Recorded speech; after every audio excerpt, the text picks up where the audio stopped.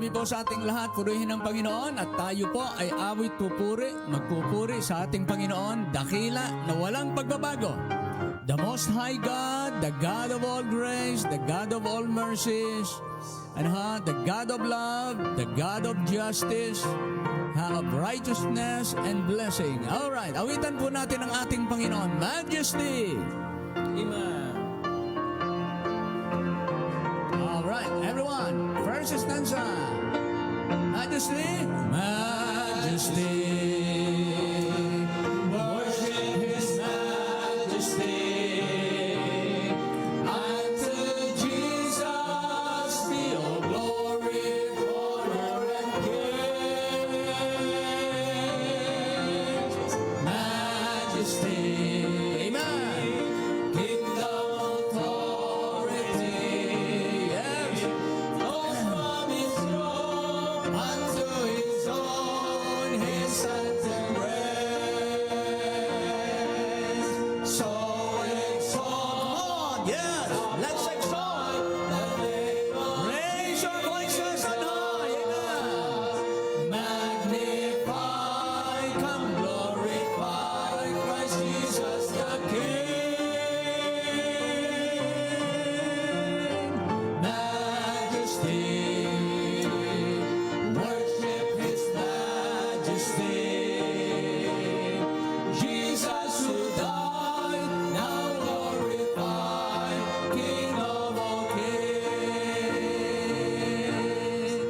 So exalt, lift up on high the name of Jesus.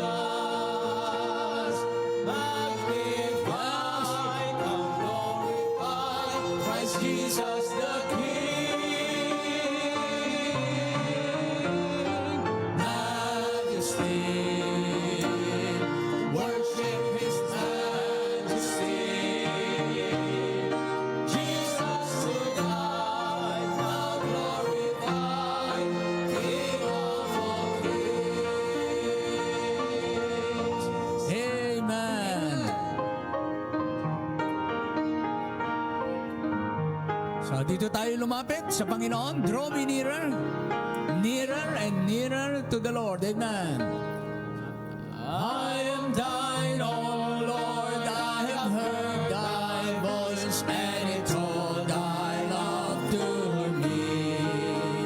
I long to rise in the arms of faith, and be closer drawn to thee. Draw me nearer, nearer, blessed Lord, to the cross where thou hast died. Draw me nearer, nearer, blessed Lord, to thy precious bleeding side. Consecrate me now to thy service, Lord, by the power of grace divine. Let my soul look up with a steadfast hope, and my will be lost and died. Draw me nearer, nearer, blessed Lord, to the cross where thou hast died. Draw me nearer, nearer, blessed Lord, to thy precious bleeding side. Okay, bago natin awitin na ikatlo, awitin po natin na yan ay prayer, ano? Prayer, it's a prayer. Draw me nearer, nearer. Yun ang ating desire. Lalo tayong mapalapit sa Kanya. So awitin po natin ang ikatlo, everyone. Oh, the pure delight of a single hour, that before thy throne I stand. When I kneel in prayer, and with thee, my God, I commune as friend with friend. Draw me nearer, nearer, blessed Lord, to the cross where thou hast died.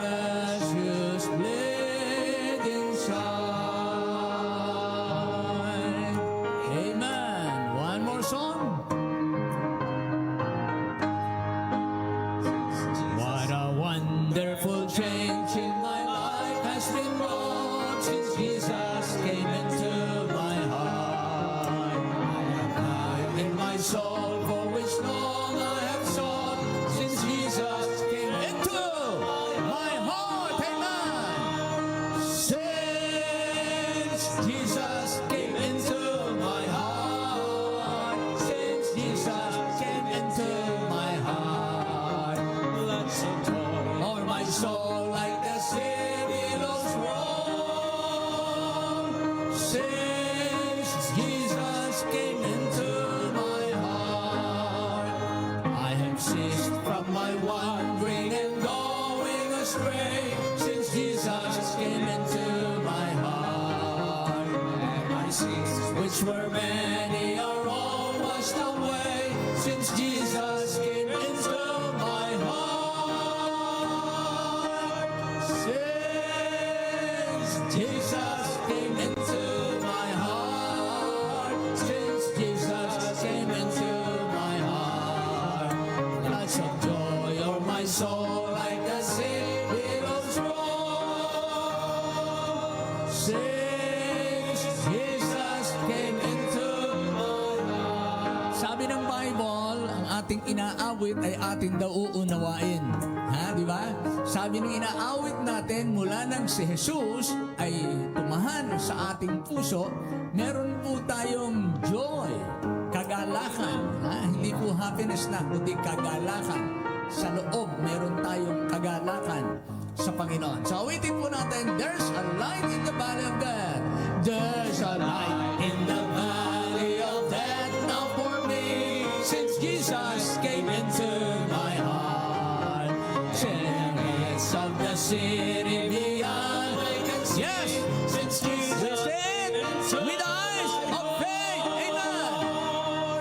Since Jesus came into my heart, since Jesus came into my heart, lots of joy o'er my soul like the sea billows roll.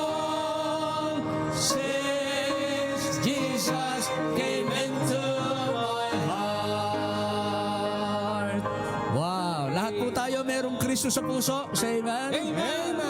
Amen. So lahat po tayo merong joy. Sa awitin po natin, Revelation 4:11, Thou art worthy. Hindi lamang minememorize natin to recite, pero awit din natin itong salita ng Diyos. Thou art worthy. Awitin po natin. Ready?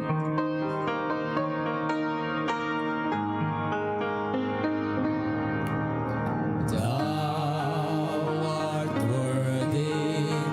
Thou art worthy. Thou art worthy, O Lord, to receive glory, glory and honor, glory and honor and power. For thou hast created, hast all things created. Thou hast created all things, and for thy pleasure they are created. For thou art worthy, O Lord. One more time. Let's sing again. Thou art worthy. Thou art yes, Lord.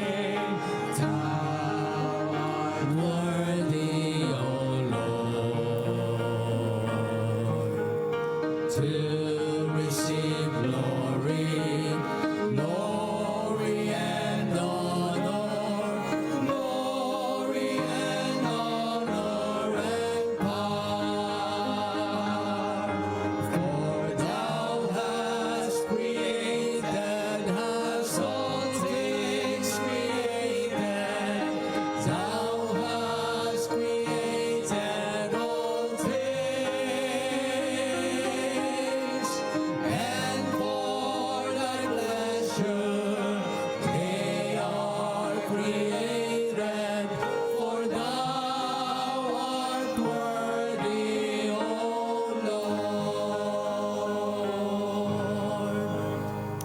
naming Diyos, salamat po ng maraming marami. Maliwanag po mula sa iyong salita ang layunin ng iyong paglikha. May mga nagtatanong po, bakit ang Diyos ay lumikha? At narito po ang iyong tugon. To please yourself. It is for your pleasure. Ito ay iyong kaluguran na lumikha at mahayag ang iyong kadakilaan sa pamamagitan ng iyong nilikha dahil walang makagagawa at walang kagaya ng iyong mga gawa. Kaya naman po, marapat lamang kami ay mag-alay sa inyo ng marapat sa inyong kadakilaan na kami ay mag-alay sa iyo ng papuri, parangal, pagsamba, paglilingkod ng aming buong puso, buong buhay.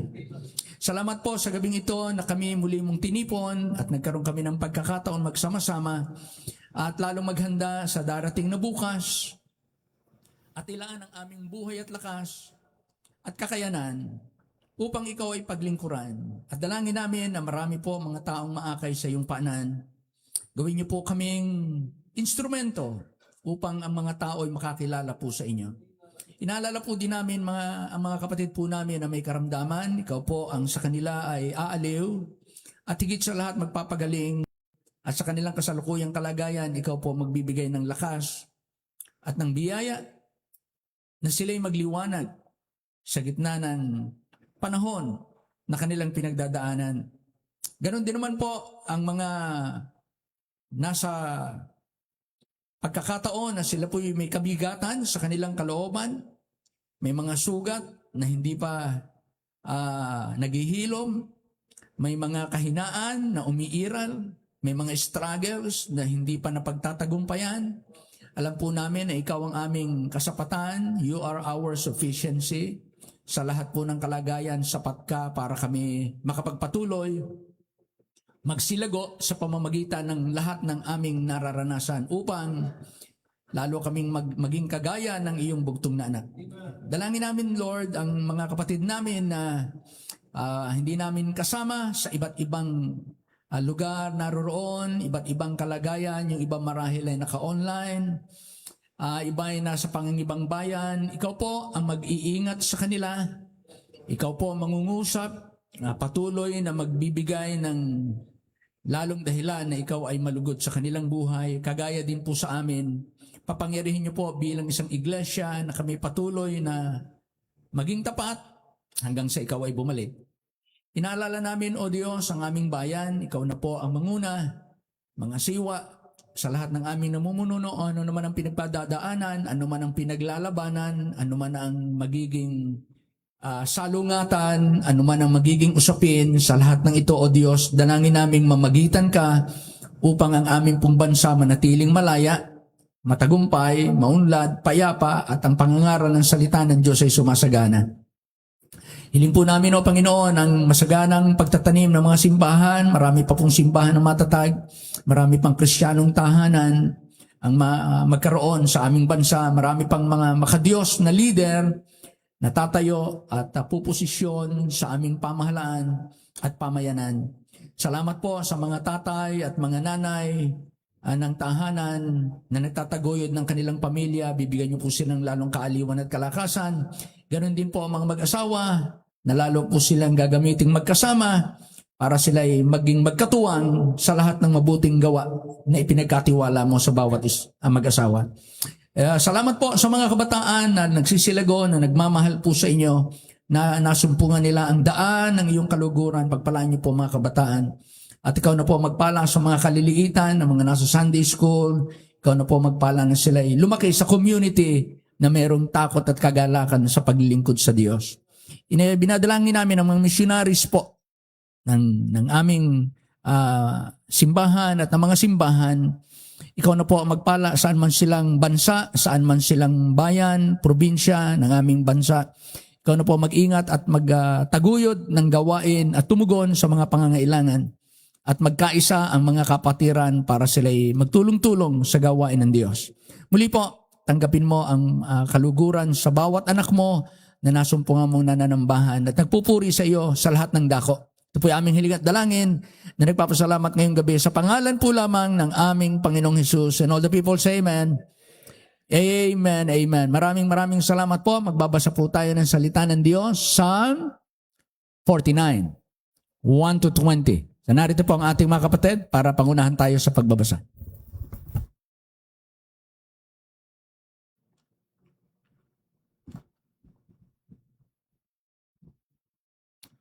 Amen. Basahin po natin Book of Psalms chapter 49 verse 1 to 20. Basahin po natin ang salita at sabay-sabay po tayo sa verse 20. Verse 1, dinggin ninyo ito, ninyong lahat ng mga bayan. Pakinggan ninyo, ninyong lahat na nanahan sa daigdig. Nang mababa at gayon din ng mataas, ng mayaman at ng dukha na magkasama. Ang aking bibig ay magsasalita ng karunungan, at ang pagbubuhay ng aking puso ay magiging sa pag-unawa. Ikikiling ko ang aking panig sa talinghaga, ibubuka ko ang aking malabong sabi sa alpa. Bakit ako matatakot sa mga kaarawan ng kasamaan, pagka kinukulong ako ng kasamaan sa aking mga sakong? Silang nagsisitiwala sa kanilang kayamanan at nangangahambog sa karamihan ng kanilang mga kayamanan.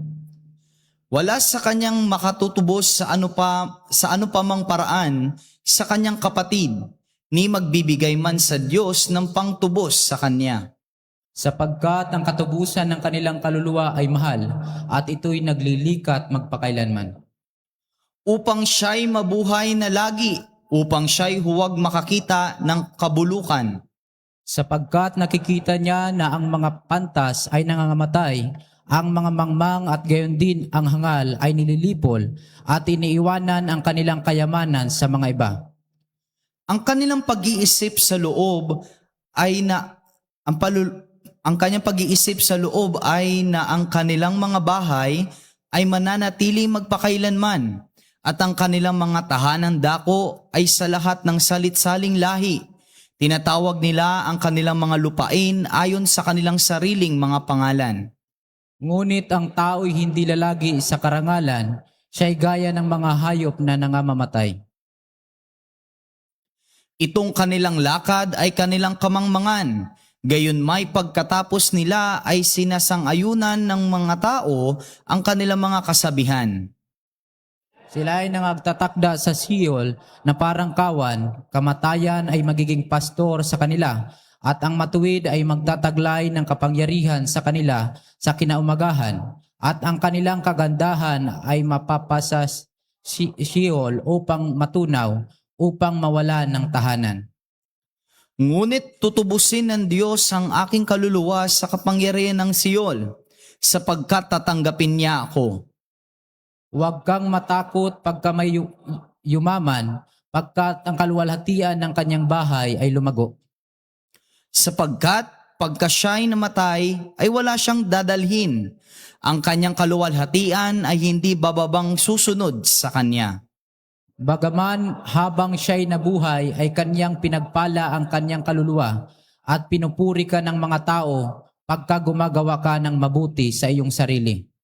Siya'y paroroon sa lahi ng kanyang mga magulang. Hindi sila makakakita kailanman ng liwanag. Sabay-sabay po tayong lahat. Taong nasa karangalan at hindi nakakaunawa ay gaya ng mga hayop na namamatay. Purihin ang Panginoon sa pagbabasa ng kanyang salita, at lahat po tayo ay maaaring nang makaupo.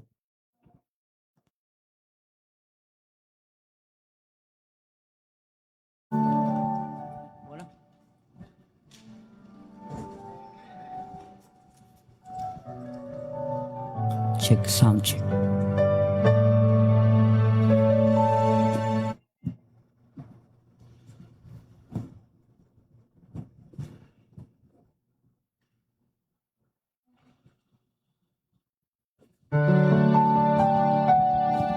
Check, sound.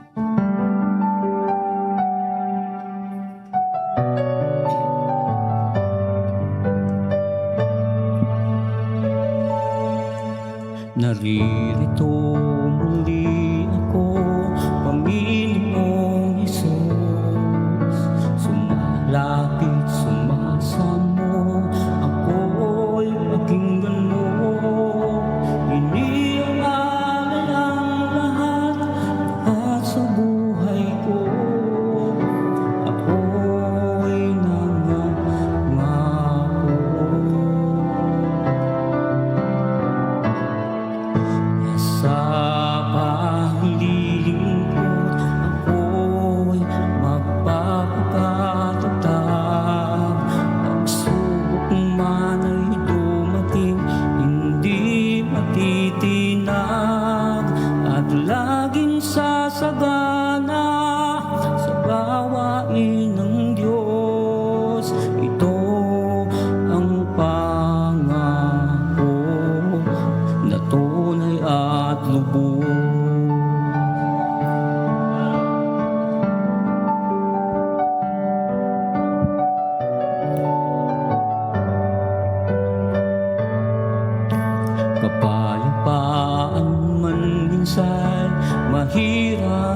kamtan.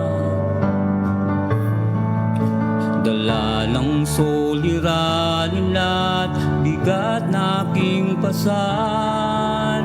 Sa kanyang paanan lahat ay ilalagak ko at muling mangangako.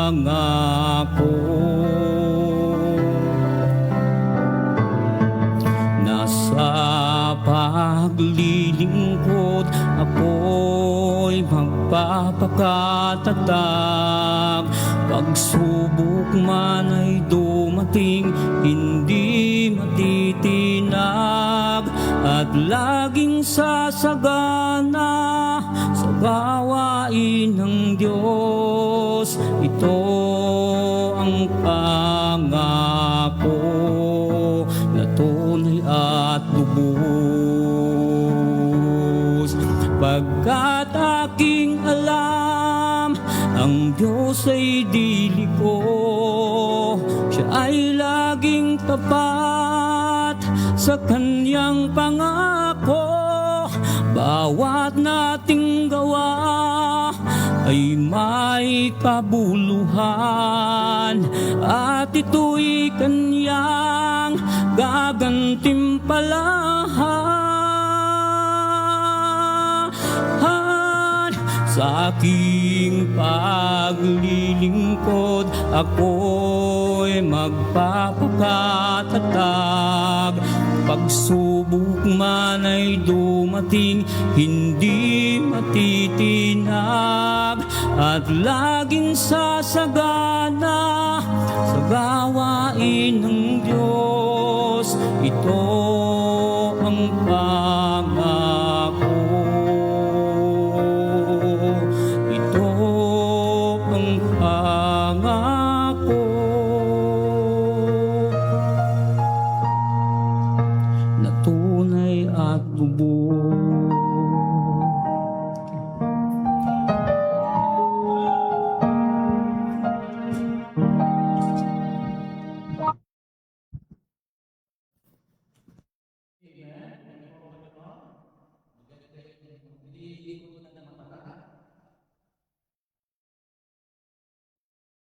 Kung gusto nating maglingkod at hindi tayo matatag, ang gawain ng Panginoon walang pagpapatuloy na mangyayari. Sapagat ang gawain ng Diyos ay nagpapatuloy dahil may mga nagpapakatatag. Hindi naman sila matatag sa kanilang sarili. Pero ang katatagan natin ay sa Panginoon. Ando yung ating pag-asa. Talagang tayo ay sa Panginoon magtitiwala, ano man ang mangyari.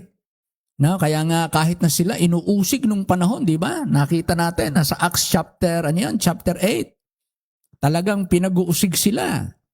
Chapter 7, namatay si Stephen. Chapter 8, pinangalat sila, inuusig sila, di ba? Chapter 8 ng Book of Acts. Pero sabi ng Bible, nung sila'y mangalat, kung saan man sila makarating, abay nangangaral sila. At lalong dumami ang mga mananampalataya. Oo. Yun yung magandang mangyari. Ang mga mananampalataya hindi na kayang alisin sa paglilingkod. Talagang nasa paglilingkod. Pero lalo na, ang mga apostles, hindi po sila umalis. Hindi sila nagsilayas. Sila ay talagang nagpakatatag. While tayo po ay magbabasa, Joshua chapter 3. Let's go to Joshua chapter 3. Ito na ang huling Miyerkules ng July. Last Wednesday of July. Parang kailan lang, January, nagtagpo-tagpo tayo dito, bagong taon. Ngayon, tapos na ang kalahati ng taon. Mahigit kalahati na. July na. Tapos na rin ang July. So, sa Sunday, ano na? August na. August, September, October, November, December. Mabilis ba yung nagdaang 7 buwan? Mabilis ba? Mabilis, ano? O di lalong mabilis tong 5 buwan na lang na natitira. Oo, ang bilis yan. Maya-maya, 2027 na. Ang bilis. Kaya talagang kung meron tayong magagawa, gawin natin habang tayo'y malalakas pa, dahil dadating ang panahon, nasasabihin nating sana. Sana. Sana. Parang nung tayo ay nagpa-project ng lote, buti na lang at saka sayang. Ngayon naman, yung bukas, na it's either nagawa natin o hindi natin nagawa, pagdating ng pagtanda, tapos hindi natin nagawa, yung dapat nating nagawa. Ha? Hindi natin makita yung nakaraan na nawa may na-achieve tayo. Ang sasabihin natin, sana. Ha? Sana. O buti na lang. Buti na lang. Iba'y sayang. Iba'y buti na lang. Kaya, okay, basahin natin itong Joshua chapter 3. Tayo po'y tumayong lahat. Basahin lang natin isang talata, verse 5. Verse 5. Joshua 3:5. Ready? Begin. And Joshua said unto the people, sanctify yourselves, for tomorrow the Lord will do wonders among you. Ha? Kaya ang pamagat po ng ating pag-aaral, be ready, for God will do wonders. Ang maraming Diyos, salamat po ng maraming. Ikaw ang Diyos na makapangyarihan, na gumagamit ng mga mahihina at iyong pinaghahanda sapagkat gumagawa ka sa kabanalan. Hindi lamang ang iyong kapangyarihan ay may kakayanang gumawa, kundi ikaw ay gumagawa na makapangyarihan na naroroon ng kabanalan. Kaya pangunahin niyo po kami upang lagi naming pakanaisin na gumawa ka sa aming buhay. Gumawa ka sa aming pamilya. Gumawa ka sa aming iglesia. Sa bawat araw ng aming buhay, ikaw ang karapat-dapat tumanggap ng kaluguran. Paunahin niyo po kami, dalangin namin ang lahat sa pangalan lamang ng aming Panginoong Jesus. Amen. Amen. Praise the Lord. Be ready, for God will do wonders. Be ready. So we need to be ready. If God will do wonders through us, through you, through me, we need to prepare. At ang Bible, ito ay yugto na sinabi ni Joshua. Joshua said these things because they are going to prepare to cross the Jordan River. Na nung time na yon, during those times, napakalaki ng tubig at impossible for them to cross over that river. Kaya nga, dahil ito'y imposible, ang ibig ng Diyos ay gawin ang imposible. At sa pamamagitan ng kanyang bayan, sa pamamagitan ng mga Israelita, na wala naman silang mga bangka, wala namang mga barko, wala naman silang kakayanan, hindi sila makakatawid. Kaya yung kanilang pupuntahan sa kabila ay very confident na, okay, safe tayo, we are still in control. Parang gano'n, wala tayong dapat ipangamba. Walang kakaba-kaba dahil ang taas ng tubig, baha, lawak ng Jordan River. Pero sabi ng Panginoon, itatawid ko kayo. At sa Bible, ang pagtawid na yan, ng tubig na yan, ay larawan ng resurrected life. Ha? Larawan ng resurrected life. Yung sila'y punta sa ilalim at sila'y aahon. Bababa sila sa ilog at sila'y aahon. At ang resurrected life ay naroon sa kabila, sa lupang pangako.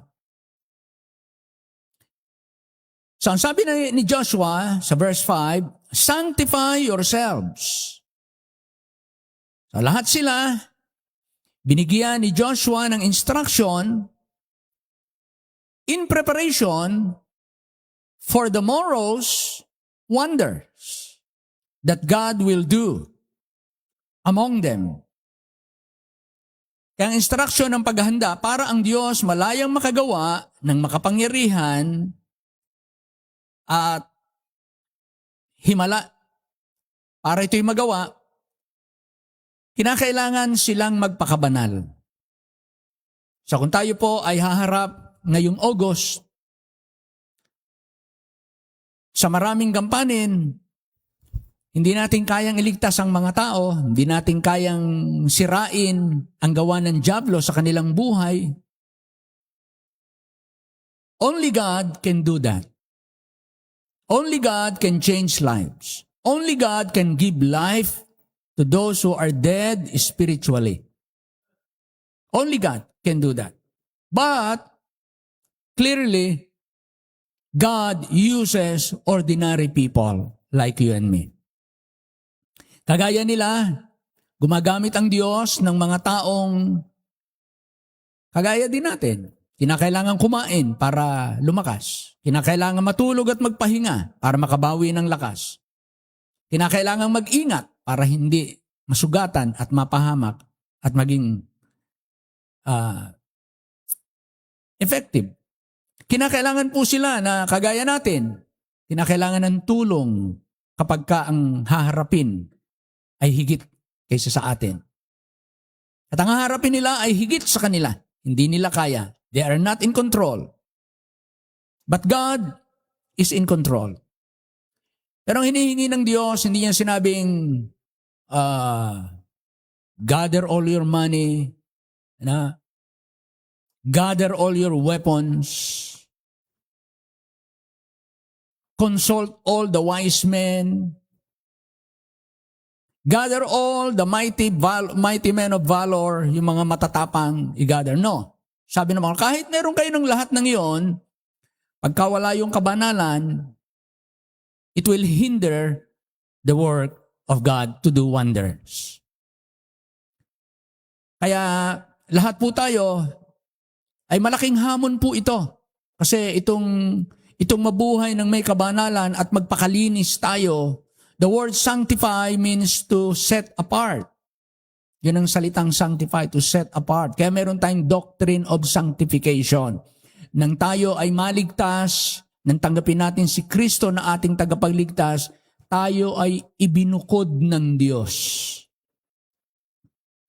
Ibinukod, inihiwalay, inilaan para sa Kanya. Yan ang ibig sabihin ng sanctify yourself.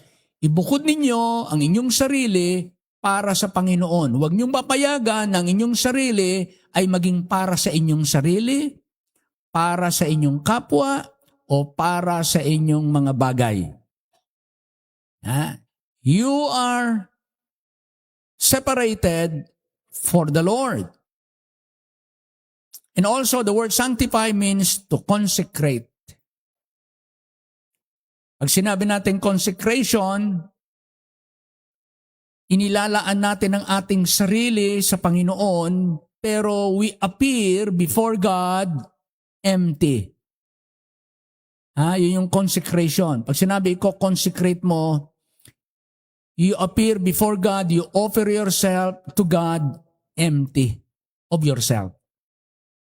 So that God will fill you with Himself. Para mapuno ka ng Panginoon, punuin ka niya, para makontrol ka niya, para hindi umiral yung ating isip, sariling damdamin, sariling katwiran, sariling argumento, sariling gusto, at sariling ayaw.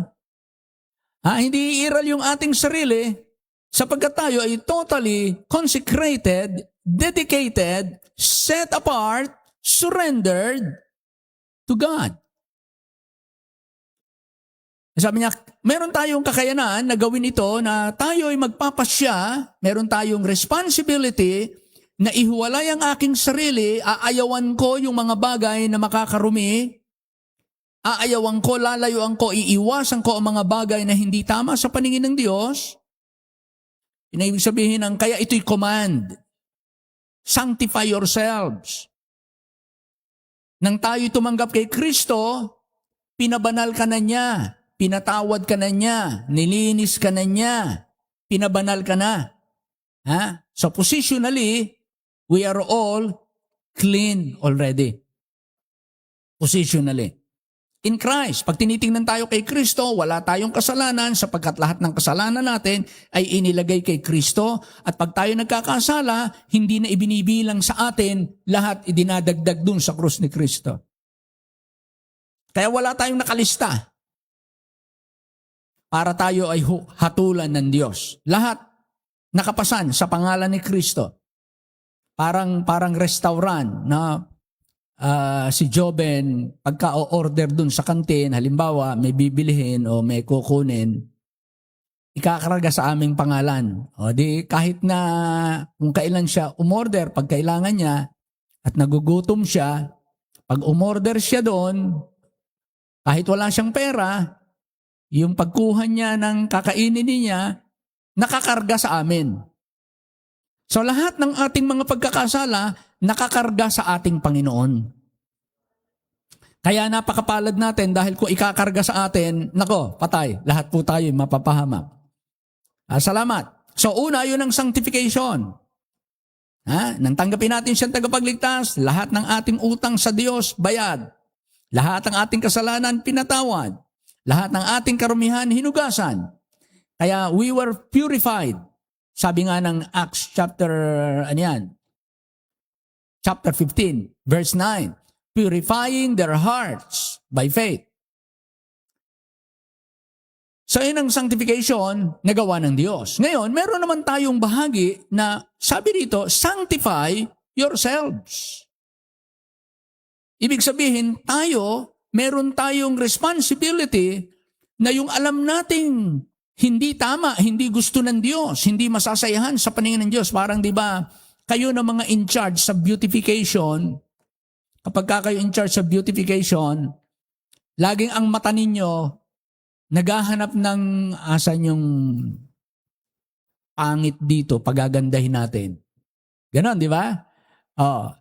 Yung mga in charge sa beautification, kahit yan ay sa community, sa opisina, sa simbahan, sa tahanan, kung sino yung naghahangad ng pagandahin, tinitignan niya mga bahagi, sulok-sulok, kung saang parte, saan ang dapat i-improve, saan ang aayusin. Pinagaganda niya. So, ganun din po sa ating buhay. Itong sinasabing sanctify yourself, saang bahagi ba ako na narurumihan? Saan bahagi ba ako na nahahawa ng laman? Saan bang bahagi ako hindi nagugustuhan ng Diyos? Parang kung titingnan ako ng Diyos, may pangit na bahagi. Sa akin bang pag-iisip? Sa akin bang pananalita? Sa akin bang damdamin? Sa akin bang mga naisin? Sa akin bang mga ginugusto? Sa akin bang mga pinagpapasyahan? Saan ba ako may problema? Sa katawan? Sa paglilingkod? Saan? Nasaan? Sa relasyon ng asawa? Sa relasyon sa anak? Saan po ba tayo nagkakamali? Kaya yun ang sinasabi ng Panginoon. Yan, magagawa nyo na yan. Gawin nyo yan. Sanctify yourselves. Para saan? Para maibukod ninyo ang inyong sarili at mailaan ninyo ang inyong sarili sa Panginoon. Yun ang purpose ng pagpapakalinis. Hindi tayo magpapakalinis, magpapakaayos para makakuha ng atensyon ng tao. Gagawin mo ang pagpapakalinis, pagpapabanal para sa paningin ng Diyos because you want to please Him. Dahil ayaw ng Panginoon nang wala yung kabanalan. Yung kabanalan ay napakahalaga sa simbahan. Kahit na marami, pag wala ang kabanalan, hindi rin ng Diyos tinatanggap. Kaya hindi lahat ng pagkakaloob tinatanggap. Dahil kung nagkaloob ng wala ang kabanalan, hindi ayon sa kaluguran ng Diyos, yung kaloob niya, kagaya ni Cain at saka ni Abel, na maghain silang dalawa, tinanggap yung kay Abel, hindi tinanggap yung kay Cain. Pareho naman sila nagkaloob. Sapagkat yung isa ginawa sa pananampalataya, yung isa ginawa niya sa kanyang kaisipan. Kaya hindi po pwede na bawat paglilingkod ay hindi natin susuriin. Kinakailangan naroon yung kabanalan. So why Joshua did say these words? Because God want them to be holy. This coming August, meron po tayong 4 na Sabado na mga glilingkod po tayo at mangangaral tayo, mag-i-invite tayo, mag-share tayo ng gospel at gusto natin maging handa tayo para kahit marami tayong sinasabi o kakaunting sinasabi natin, yung power ng Diyos ang gagawa sa pamamagitan natin dahil yun ang talagang tagumpay. Hindi yung ginawa natin, kundi yung ginawa ng Diyos sa pamamagitan natin. Yun ang talagang tagumpay. Yung bang ang Diyos ang gumawa sa pamamagitan natin. Yun ang tagumpay. Hindi yung ginawa natin. Yung ginawa natin, maruming basahan yun eh. Pero yung ginawa ng Diyos sa pamamagitan natin, yun ang gawang makapangyarihan. Yun ang gawang nakalulugod sa Diyos. Pumayag ka na ikaw ang aking kasangkapanin. Di ba? Minsan ganun tayo, no? Dalahin mo tong ulam sa kapitbahay, anak, ha? Dalahin mo yung ulam sa kapitbahay. So, yung kaluguran, nung nagpadala ng ulam sa kapitbahay, nadala. Nagpasalamat yung kapitbahay. Pero mayroong ginamit para maihatid doon yung masarap na ulam sa kapitbahay. Lalong gumaganda ang relasyon nila dahil nagpapahatiran sila ng magagandang bagay. Pero mayroong ginagamit para ihatid yung magandang bagay. Kayo yun at saka ako. Ang simbahan yun. Ang mga Kristiyano ang ginagamit ng Diyos. Kaya kinakailangan yung ginagamit niya, hindi kakitaan ng Diyos. Nakakainis ka naman. Sabi ko na sa iyo, dalahin mo 3:00 ng hapon eh. Ano ba't 5:00 na? Hindi mo pa dinadala. Ikay panayang laro mo dyan. Di hindi maganda ang pakilasa. Hindi maganda ngayon ang damdamin nung nag-utos sa iyo. Kasi hindi ka naging malinis. Hindi ka naging kalugod-lugod. Sapagkat sabi sa iyo, 3:00, dalahin mo dun eh. 5:00 na eh, wala ka pa. Ayun, umalis na yung padadalhan natin. Ganun ang minsan, ano? Yun yung sinasabi natin, dapat maganda ka sa Panginoon. Kung ano yung sinabi ng Panginoon, gawin natin. Para siya'y malugod at yung kanyang ibig gawin sa pamamagitan natin ay magawa niya. Kaya ito yung sinasabi ng Panginoon sa kanila. Now you sanctify yourselves. Sanctify yourselves or set yourself apart for God. Magpakalinis kayo. Huwag kayong humipo ng marumi. Nanig sabihin ng sanctify yourself. Pigilan niyo ang inyong sarili. Kalugdan yung gawin ng tama. Huwag kayong gumaya sa gumagawa ng mali. Ang gawin niyo kung ano yung sinabi ng Diyos sa inyo. Mag-focus kayo kung sa ano yung tama sa paningin ng Diyos. Huwag kayong mag-focus sa kung ano yung mga distraction na ibinibigay ng dyablo. Sapagkat para makagawa ang Diyos, kinakailangan kayo ay katanggap-tanggap sa akin. At kapag kayo katanggap-tanggap, then I will do wonders. I will do wonders among you. Sa kalagitnaan ninyo, gagawa ako ng mga gawang makapangyarihan. At hindi nagbabago ang Diyos. Ang Diyos hanggang ngayon ay pwede pa rin gumawa ng mga makapangyarihang gawa. Sa pamagitan ng mga kagaya natin, na mga mahihina, narurumihan, pero marunong maghanda, at tayo po ay magpakalinis.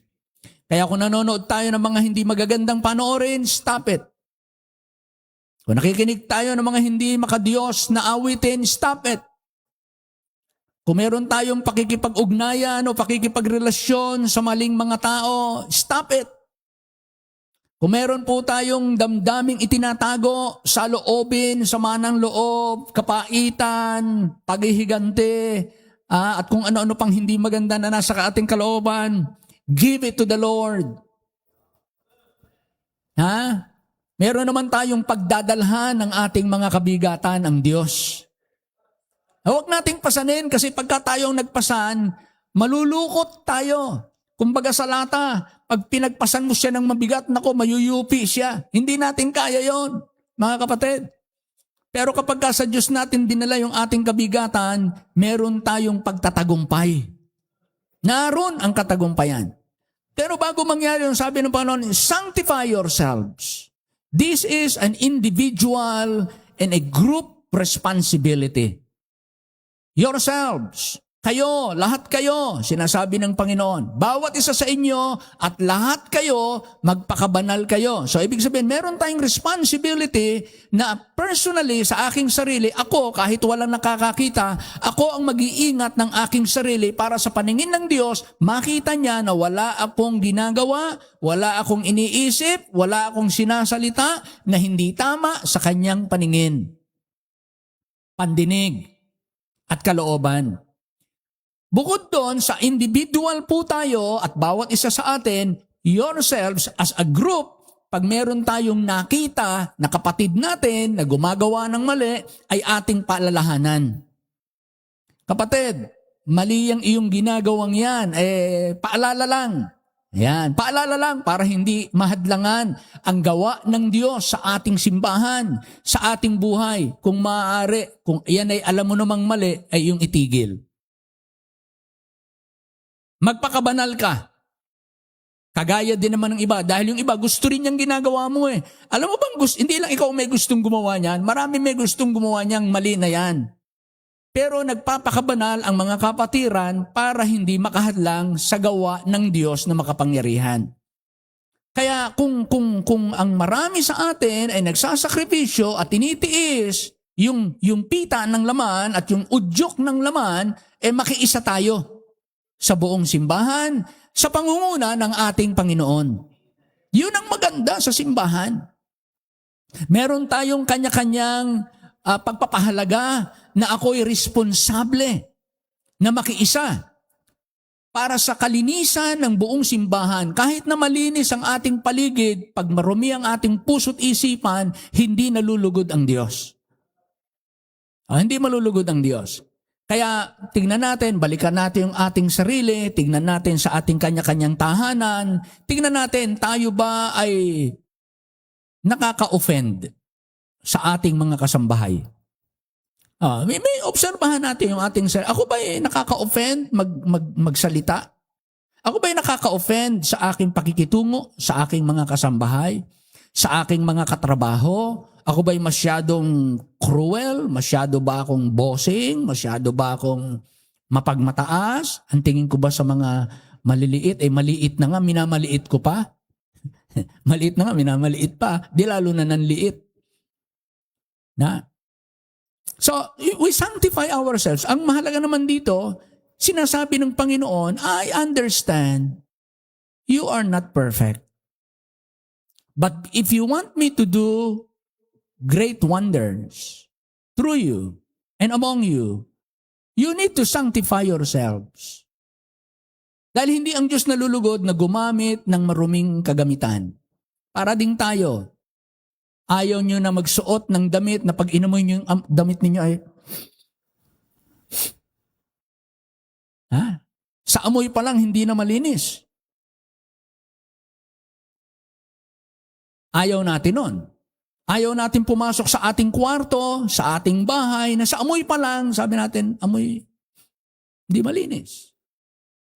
Naalala ko, mayroon kaming pinuntahang hotel, kasama namin yung isa nating kapatid na misyonary. Kung natandaan niyo si Dr. Parsons, dinala namin kung saan gusto mag-hotel. Ayaw dun sa isang hotel. Hindi ko nalang banggitin. Ayaw dun sa isang hotel. Sabi ko, Dr. Parsons, why? What's the problem? I can smell something. Their carpet is not clean. Mahigpit kahit may edad na. Hindi daw maganda yung kanilang carpet. Naamoy niya eh. Sanay sa malinis. Kaya kung tayong tao mayroong standard ng kalinisan, ayaw natin ng maruming pinggan, maruming baso, maruming kutsara, maruming lamesa, maruming paa pag matutulog. Ayaw natin ng mga marurumi. Which is good dahil that is a reflection of the image of God sa atin. Because God is a God of purity. Cleanliness. Kaya pati sa pangangatawan ng mga Kristiyano, mula nang tayo naligtas, dapat tayo mag-aral, magsikap, maging malinis sa pangangatawan. Amen? Physical. Now, bakit sinabi ito ni Joshua? Sanctify yourselves, for tomorrow the Lord will do wonders among you. Una, the people were about to witness God's wonderful work. Masasaksihan ng bayan ang isang banal at makapangyarihang gawa ng Diyos. Sabi niya, maghanda kayo. Bukas, may gagawin ang Diyos. Pero maghanda kayo. Ang paghahanda ay ngayon. Ang mangyayari ay bukas. Kaya, pahihintuin ng Diyos ang agos ng ilog Jordan, mapuputol ang agos ng ilog, mag-i-stop siya. Naalala ko na kami nasa Bible School, diniscuss po namin ito, napag-aralan namin at diniscuss sa amin na isang araw sa history na nakatala, meron silang history ang mga pagans na nasaksihan nila na ito ay tumigil. At parang pader na nakatayo ang ilog, hindi umagos.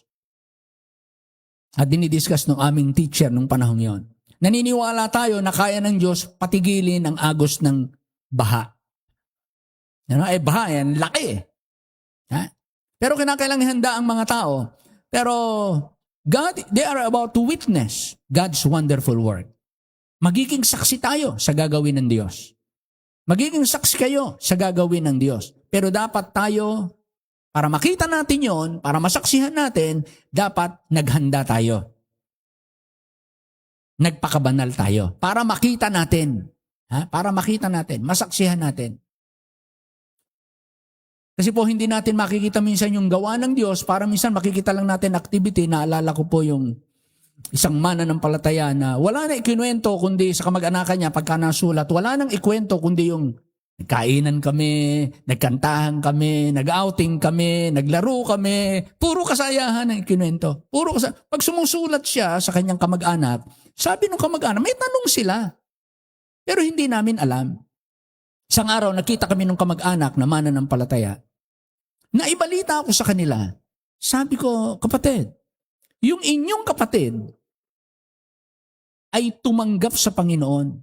Pero siya ay, pag hindi ako nagkamali, 2 o 3 taon ng mananampalataya o 5 taon ng mananampalataya. Na miyembro ng simbahan. Sabi, kaya pala, ang sulat sa amin ng aking ate o ng aking kapatid, pag binabasa namin, bakit itong sulat ng aming kapatid parang sulat ng hindi ligtas, puro na lang kasayahan, wala man lang sa Panginoon. Iba yung kanyang nakikita, hindi niya nakikita ang gawa ng Diyos, ang nakikita niya yung kasayahan sa simbahan. Kaya ito yung sinasabi ng Bible, iba yung paningin ng taong malinis, ipinapahayag ng Diyos yung kanyang mga gawa. Nakikita nila yung gawa ng Diyos, ito'y gawa ng Diyos. Pero kapag tayo karnal, hindi yun ang nakikita natin. Alam niyo po, hindi natin makikita. Iba ang nakikita natin. Kaya minsan, may mga pagkakataon na nakikita natin yung mali ng iba, yung problema ng iba, yung kakulangan, yung hindi natin kaya, Kaya reklamo ngayon ang mangyayari. Kaya mangyayari ngayon, madaling matisod. Kaya mangyayari ngayon, madaling mag-quit. Ang mangyayari ngayon, madaling matakot. Ang mangyayari ngayon, hindi mag-i-involve. Sapagkat hindi niya nakikita. Naalala niyo yung kasama ni Elijah? Nagdatingan ng mga armies ng Syrians, mga kabayan, dami. Ba natakot yung Bible student, kumbaga? Kasi naka-enroll siya sa School of the Prophets. Tinitrain siya na prophet. Sabi nung estudyante niya, Sir, napapaligiran tayo ng mga kaaway. Sabi nung propeta, huwag kang matakot. Mas marami yung nasa atin kaysa nasa kanila. At siya'y nanalangin, sabi niya, Panginoon, imulat niyo ang mata ng aking kasama. Ba, nung magmulat na siya, sabihin na magmulat, nakamulat naman siya kanina pa, kaya nakita niya yung kawaaway eh. Kaya lang, iba yung mulat na nakita niya. Iminulat siya para makita niya ang mga spiritual truths in life. Nakita niya sang katutak na mga anghel ang nakapaligid.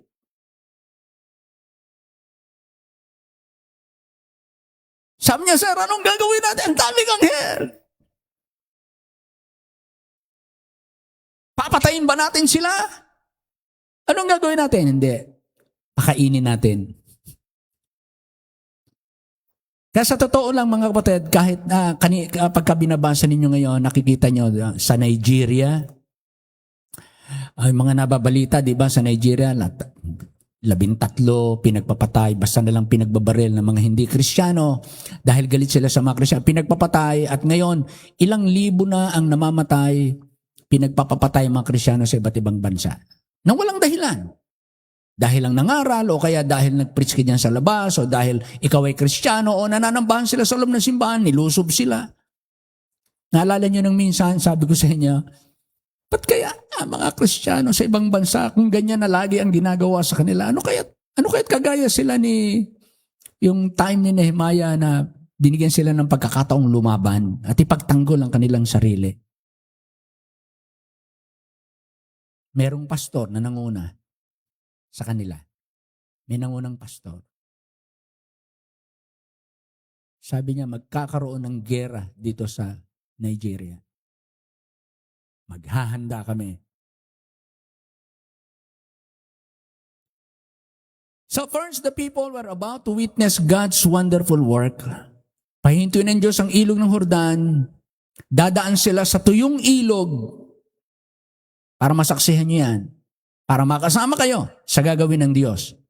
Ihanda ninyo ang inyong sarili na kayo magpakabanal. Pangalawa, bakit sinabi ni Joshua? They're going to enter a new stage of God's purpose. Papasukin nila ang isang bagong yugto o kapitulo ng layunin ng Diyos sa kanila. Papasok sila sa lupang pangako, iba ngayon ang kanilang gagampanan. Iba naman ang labanan doon. Iba naman ang kanilang karanasan doon sa kabila ng ilog ng Jordan. Kaya merong panibagong layunin ng Diyos, kinakailangan niyong maghanda, may bagong gagawin ng Diyos, iba naman ang layunin ko sa inyo.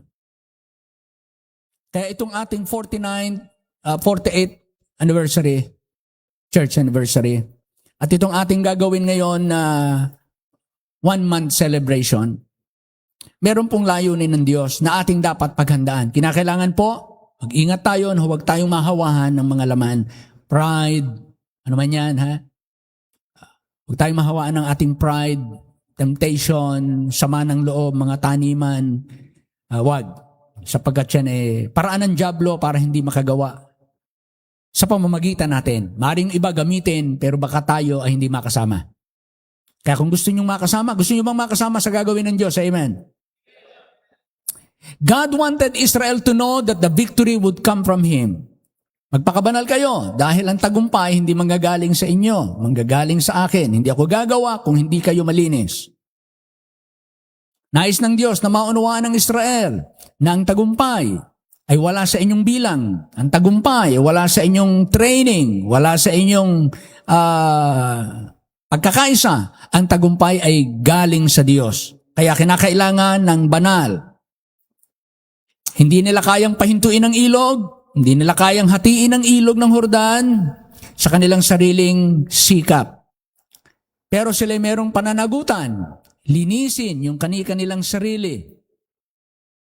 At dun sa pinag-usapan natin dyan, meron dyan, sabi rito, verse 3, sabi dyan, and they commanded the people, saying, when you see the ark of the covenant of the Lord your God, and the priests, the Levites, bearing it, then ye shall remove from your place and go after it.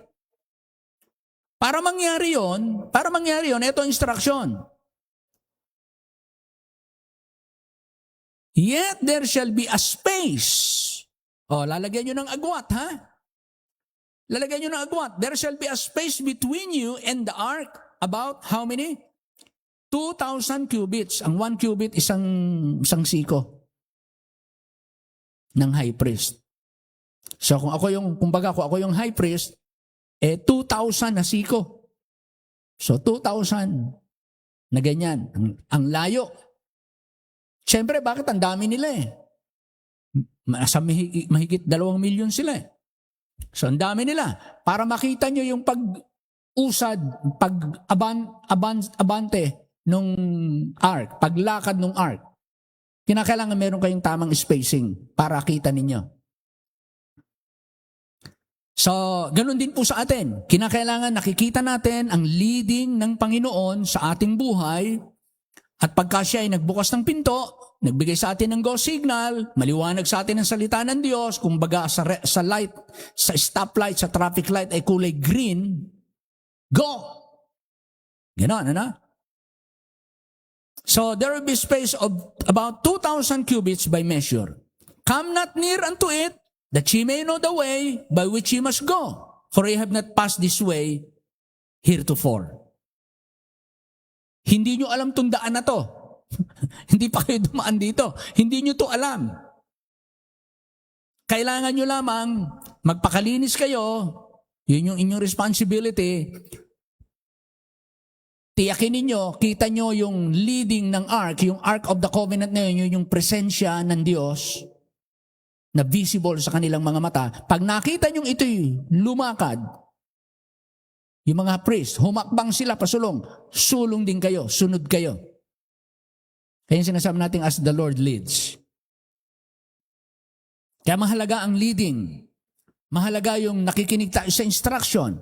Dahil ang Diyos merong eksaktong description at instruction paano niya papangyayarihin yung wonders, yung himala na gagawin niya. At huli niyang sinabi, sabi niya, magpakabanal kayo, sapagkat bukas ang Panginoon ay gagawa ng himala o makapangyarihang gawa. Para malaman ninyo na ang tagumpay hindi galing sa inyo, galing sa Diyos. Amen? So merong katagumpayang naghihintay, pero kinakailangan nating maghanda. Now, 3 preparation, 3 major preparations. Number 1, prepare your heart. Prepare your hearts. Of course, kayo lamang, bawat isa sa atin, ang nakakaalam ano ang laman ng ating puso, kung yan ba'y puno ng pasalamat, puno ng pagpapatawad, puno ng pangunawa, puno ng pagpapakababa. Ano ang laman ng ating puso? Kung malinis ba ang laman ng ating puso? Naghahangad ba tayo at naglalayon, nagpaplano ba tayo ng mga kaluguran ng Diyos? Pangalawa, prepare your mind. So kinakailangan clean ang heart, walang kumparahan, walang gustong makalamang, walang lahat gusto natin iisa. Magawa ko yung aking magagawa sa kaluguran ng Diyos. So dapat yung tama yung ating puso. Pangalawa, syempre tama yung ating isip. Kaya kung tayo mag-share ng gospel, dahil tayo ay mag-one-on-one or small group, isi-share natin yung gospel, kinakailangan maliwanag sa ating isip ano yung ating isi-share. At maliwanag na meron lang tayong oras. Para sa oras na yon, pare-pareho tayo, sikapin natin. Tapos, kaya magdala ng orasan. Lahat ay may orasan. Orasan ninyo ang ating pag-share ng gospel. Mag-practice tayo bago dumating ang darating na Sabado. Mga kapatid. So pwede nyong gamitin yung tatlong bagay na hindi ng Diyos kayang gawin. Number 1, hindi niya kayang magsinungaling. Ganun lang kaikli. Pangalawa, babasahin mo lang yung talata, hindi niya kayang magsinungaling. Tapos na. Hindi niya kayang magbago. Mananatili siyang Diyos magpakailanman. Hindi niya kayang hindi maging Diyos. Siya'y mananatiling Diyos magpakailanman. So may babasahin naman kayong talata. Ganun lang. So wala pang 1 minute o 1 minute lang. Tapos yung pangatlo, doon kayo medyo magtatagal. Hindi ng Diyos kayang dalahin sa langit yung walang tagapagligtas na galing sa langit. Papaliwanag nyo na si Jesus. Hindi ng Diyos kayang dalahin sa langit ang taong walang tagapagligtas na galing sa langit. Kinakailangan ng tagapagligtas ay galing sa langit. Sino ba yung galing sa langit? Si Jesus. Galing sa langit. Nanaog dito sa lupa. Para tayo tubusin sa ating mga kasalanan.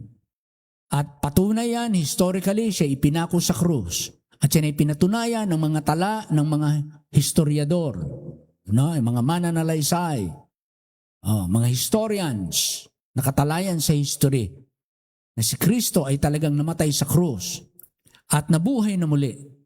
Kaya itong ating tagapagligtas, para saan? Para sa kapahamakang tiyak na darating sa mga taong nagkasalang, kagaya mo at kagaya ko. Pero kung ngayong umaga, ikaw ay magsisisi, aaminin mong nagkasala ka laban sa Diyos, at magtitiwala ka ngayon kay Kristo bilang iyong tagapagligtas, eto ang sabi ng Bible. So in 5 minutes, pwede. Pwede. Yun lang, yung tatlong yun, pwede mo nang gamitin. Kung gusto mo namang gamitin yung Roman Road, pero sama-sama na tayo nang gamitin, isa na lang ang mensahe natin. 3 na hindi ng Diyos kayang gawin. Number 1, hindi ng Diyos kayang magsinungaling. Kaya kapag sinabi ng Diyos, totoo, mapangahawakan mo. Hindi ito magbabago. Ito ang katotohanan. Pangalawa, hindi ng Diyos kayang magbago. Hindi siya tatanda, hindi siya babata, nananatili siyang Diyos magpakailanman. Pangatlo, hindi niya kayang dalhin ka sa langit na walang tagapagligtas galing sa langit. Ayun. Paliwanag niyo na. Kaligtasan. So prepare your heart, malinis ang ating puso. Prepare your mind, maliwanag yung ating mensahe. And prepare to serve. Prepare to serve. Pagka sinabi natin prepare to serve, handa ka talaga sa kapaguran, handa ka talagang utusan, handa kang tumuwang, handa kang mag-entertain ng tao, handa kang pumunta ng maaga, handa kang manalangin.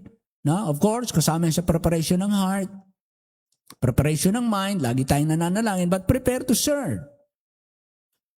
So 3 major preparations na dapat natin gawin. Bukod pa yung, siyempre, yung preparation natin dito, but we as servants and workers, we have to prepare our hearts, prepare our minds, and prepare ourselves to serve. Then, 5 results we desire. 5 results. Sa gagawin natin, ano ba yung ating hinahangad, dinidesire, minimithi? Ano ba yung ating minimithi, pinakamimithi? Number 1, minimithi natin, we need God's power. Yun ang hangad natin. Lord, na yung kapangyarihan mo sa aking buhay, sa lahat ng aking ginagawa, hindi lamang maramdaman nila, maranasan nila na kami naglilingkod sa kanila, kundi Panginoon, empower me, na kapag ginagawa nila, hindi lang ang makita nila yung pakinabang na kanilang nakatatanggap pisikal, kundi makita nila si Kristo na nagmamahal sa pamamagitan namin. Okay, kayo po i-check upin namin na may pagmamahal sa pangalan ng Panginoon. Ito po ang ating gagawin. So we need God's power. Kaya keep praying, sanctify yourselves dahil ang power ng Diyos hindi nananahan sa maruming sisidlan. Hindi makagagawa ang power ng Diyos ng malaya kapag tayo puno ng inggit, galit, kasakiman, pagiging makasarili, pagkukunwari. No. Sabi nga ng Bible, deny yourself, take up thy cross, and follow me. So, number 1, 5 results we desire. Makita natin yung power ng Diyos gumagawa sa ating buhay. We need God's power. Number 2, we preach for men's salvation. Ito yung resulta na gusto nating makita, na kapag tayo nangaral, may mga taong maliligtas. Yung isang resulta na gusto nating mahalagang makita. Kapangyarihan ng Diyos sa ating buhay at kaligtasan ng mga tao na darating po dito. Pangatlo, we pray for more baptisms. Hindi lamang sila naligtas, hindi lamang nagamot, hindi lamang napaglingkuran, kundi nadagdag sa iglesia. Sila'y mag-uukol na rin ng pagsamba at paglilingkod. Makakasama natin sila. Number 4, we expect to edify the church.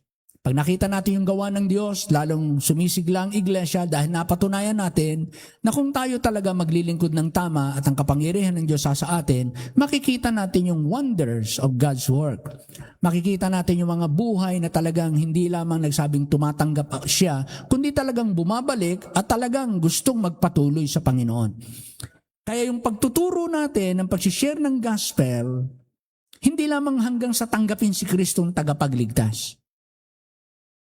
Kundi kung ikaw ay tunay na tumanggap, maging laan ka na sumunod sa kanyang kalooban. Ang taaking tanong, handa ka bang sumunod sa kalooban ng Diyos sa buhay mo? Matapos tumanggap ha, ngayon tinanggap mo ang Panginoon, handa ba kayong sumunod sa kalooban ng Diyos? Sulat niyo yung pangalan at nakuha naman yan for follow-up, i-deal nyo na sa baptism. Okay? Pwede nyo rin pong iwanan ng isang talata tungkol sa bautismo. Pagkatapos, ihain ninyo yung invitation sa kanila. So we expect more baptisms, we expect the church will be edified, and we seek to please God, to be pleasing to God. Yun ang ating hahanapin na gusto nating maging resulta na malugod natin ang Diyos. At kapag ka nalugod ang Diyos, successful po ang lahat ng ating ginawa. Dahil hindi natin ito gagawin para lang sa tao at para sa ating sarili, gagawin natin ito para sa Diyos. Kaya kailangan po, prepare, be ready, for God will do wonders. Amen? Ama naming Diyos, salamat po ng marami. Totoo na handa kang gumawa at maraming tao ang mabibless kapag ka meron kang mga instrumento na mga Kristiyano na magpapagamit ng laan. Kaya kami sa aming kanya-kanyang sarili, bago pa dumating ang mga araw na yon, meron kaming kanya-kanyang dapat i-deal sa aming sarili. Meron kaming dapat talagang harapin, seryosohin, para maging handa. Handa kami na sa paggawa at hindi kami maging hadlang sa mata ng Panginoon, kundi bagkos kami ay malinis na mga sisidlan. Ito po'y aming responsibility na iniutos mo sa amin at sa pag-uutos mo, binibigyan mo kami ng kakayanang ito'y aming magawa. Kaya't meron kaming sapat na biyaya mula sa inyo para lahat kami makapagpasya at magawa namin ito. Dahil ayaw namin makahadlang na yung iba ay seryosong-seryoso, dedicated, handa silang magpagod, magpuyat, gumugol, pero nagiging mahirap dahil kami ay hindi naging malinis at hindi naging handa.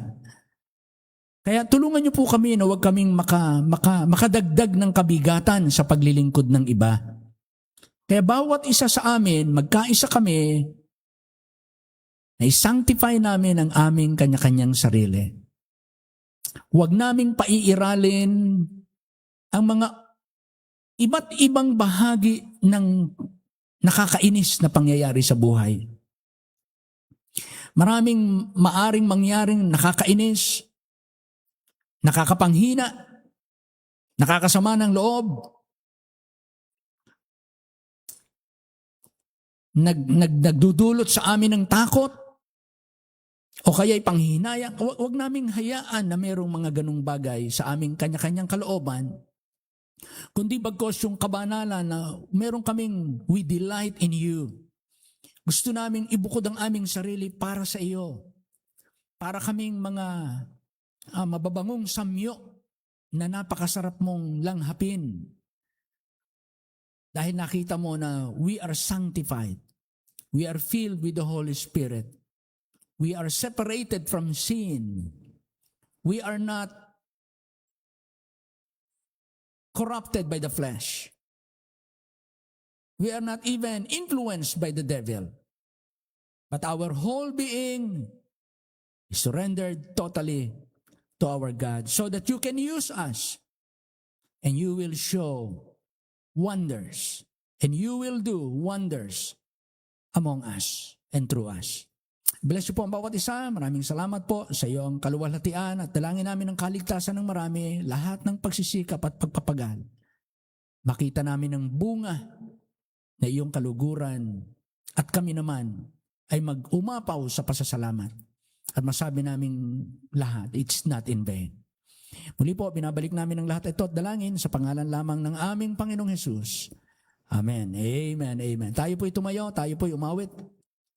Amen. Awitin natin yung parang nadinig ko nung linggo habang ako'y nanonood. Aawitin nyo daw yung, yung inawit ng mga instrumentalist eh.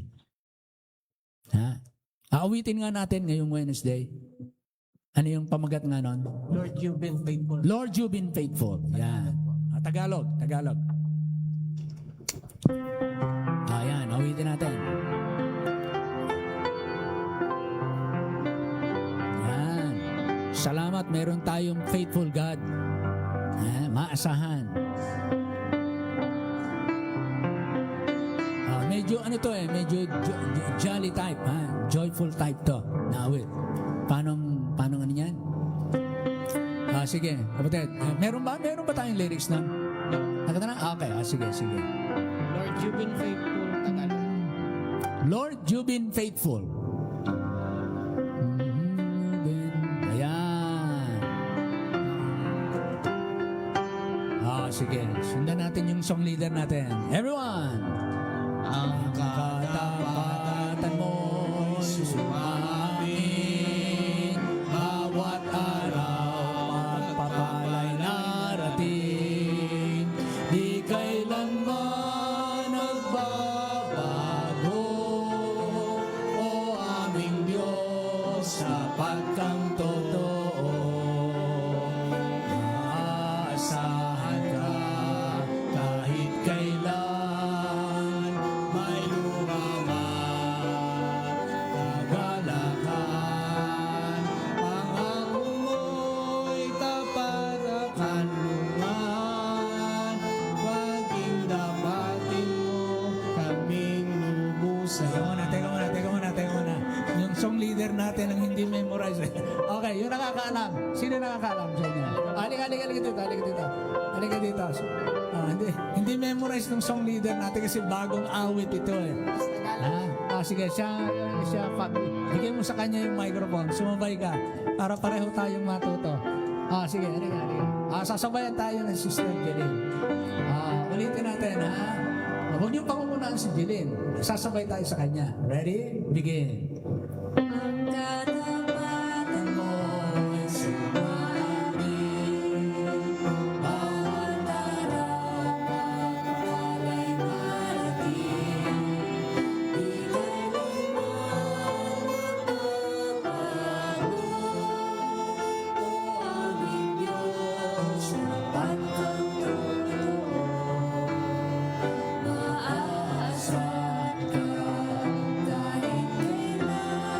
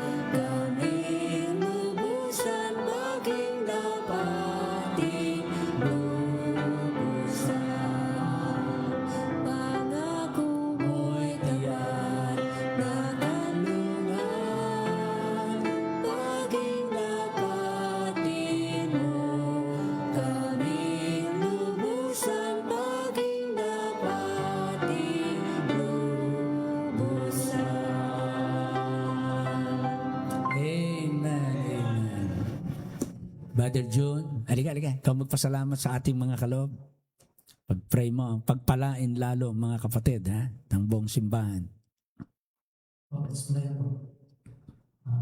Ila naming Diyos na makapangyarihan sa lahat. Muli po, maraming salamat po sa iyong salita na aming napakinggan ngayon. Nawa ay magbigay ito na sagana sa aming pananampalataya upang lalo pang tumitibay at may apply namin sa araw-araw sa aming sa aming kinabuhi, Lord, sa araw-araw sa aming mga trabaho, Lord. Yes po. Ikaw po bahala sa amin sa pagpuno sa aming pangangailangan at Amen. lalo na dito sa simbahan na to, Lord. At dinadalangin ko po ang offering, Lord, na aming pagkaloob ngayon, nawa ay ikaw po ang mag-bless nito at ikaw po ang Yes, Lord. malugod nito, Lord. Yes po. Lord, dinadalangin ko rin po na ang bawat tao na magsauli, Lord, at nagaandog sa ng buong puso, Lord God, ikaw na po bahala na mag-bless at nawa ay magamit ito sa mga misteryo at sa mga gawain, Lord God. Amen. Maraming salamat po, ikaw magpala sa lahat, Lord. Ito po yung dalangin sa tayo pangalan po ng Panginoong Jesucristo. Amen. Amen. Amen. Amen.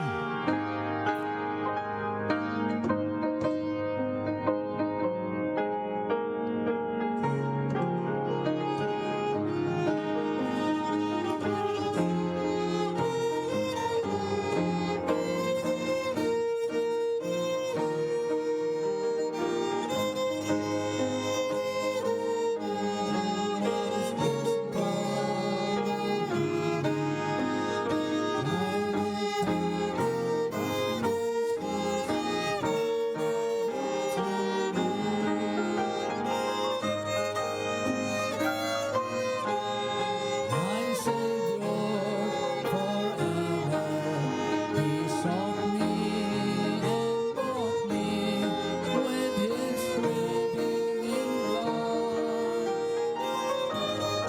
Amen. I know Him, and all my life is to Him. He plunged me.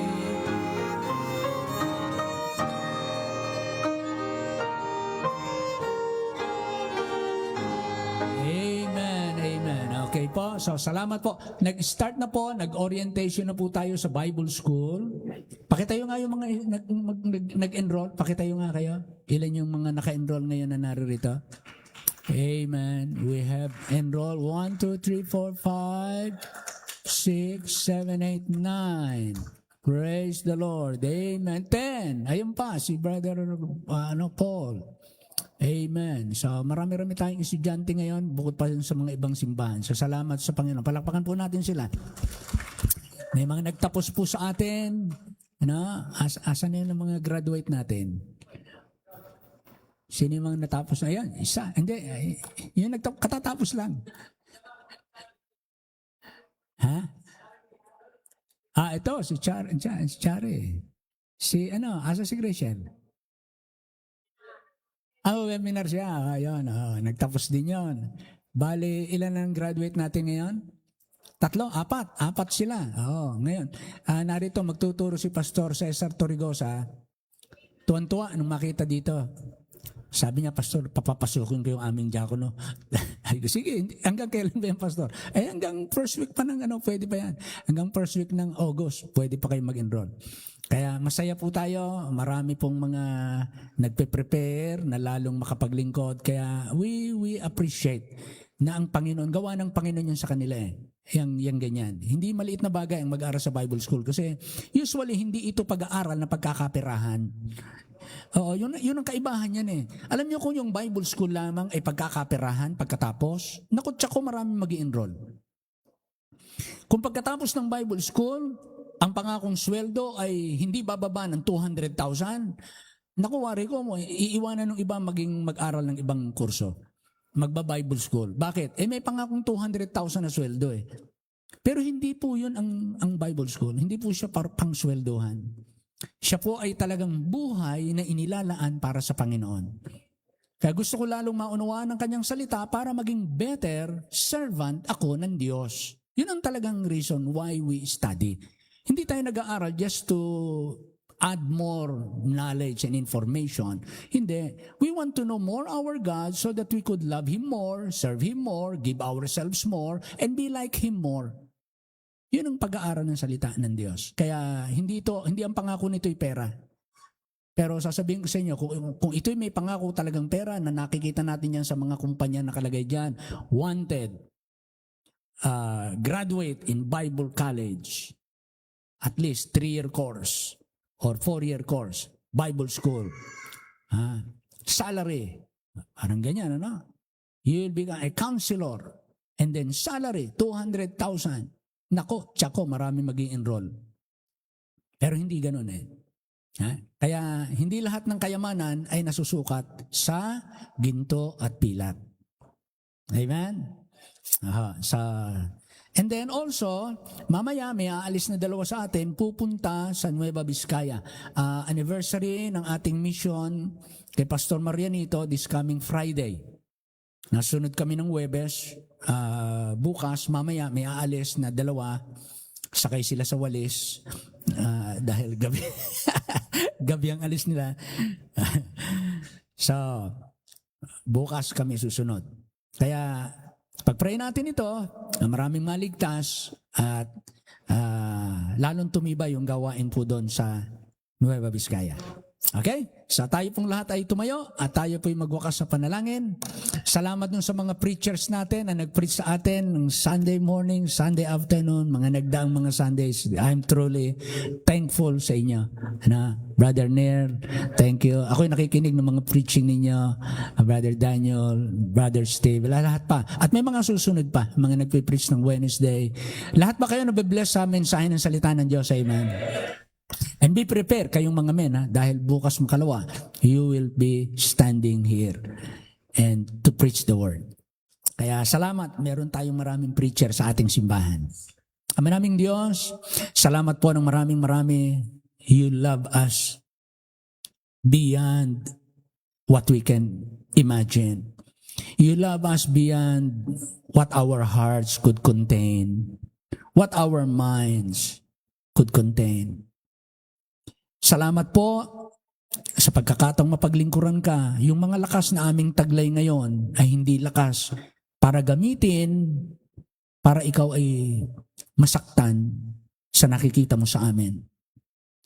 Ang mga lakas naming ibinigay mo ngayon ay upang maging kaluguran mo, maging instrumento mo, maging daluyan mo. Kaya salamat po sa lakas, buhay, provision na tinatanggap namin sa inyo, kagalingan sa karamdaman, pag alam po namin iniiwas mo po kami at iningatan mo kami sa maraming sakuna, maraming kalungkutan ng buhay habang kami sumusunod sa iyo, hindi na naiwasan namin ang maraming pagpatak ng luha. Dahil sumunod kami sa iyong salita. Kung hindi ganoon, marahil ang aming pong buhay, kami po'y palaboy-laboy ngayon ang aming buhay. Maaring kami ay nagtatrabaho pero ang buhay namin walang ganong kaayusan, walang ganong kapayapaan. Maaring kami may pera pero hindi namin ma-enjoy dahil maaring malungkot ang aming buhay at maaring puno kami ng galit, puno ng sakit. Pero salamat po sa pangunguna mo, naging mapayapa ang aming buhay. Naging maliwanag ang aming landas. Naging tiyak ang aming patutunguhan. At naging ikaw ang aming papupurihan. Salamat po sa bawat isa na narito. Ingatan mo kami sa paggawahiwalay. Ingatan kami sa mga araw na darating. At sa paglilingkod this coming Sunday sa Panambahan, makita niyo pong masisigla kaming nagpupuri sa inyo. At sa paglilingkod this coming Saturday, i-bless niyo po ang bawat isa. Maging blessing kami sa mga kaibigan, kababayan, kamag-anakan, at kapwa namin taga Muntinlupa. Hiling namin ang lahat ng ito at dalangin na nagpapasalamat. I-prepare niyo kami at i-prepare namin ang aming sarili. Sanctify ourselves. Dalangin namin ang lahat ng ito na nagpapasalamat sa pangalan lamang ng aming Panginoong Jesus. And all the people say amen? Amen, amen. Magandang gabi po sa lahat.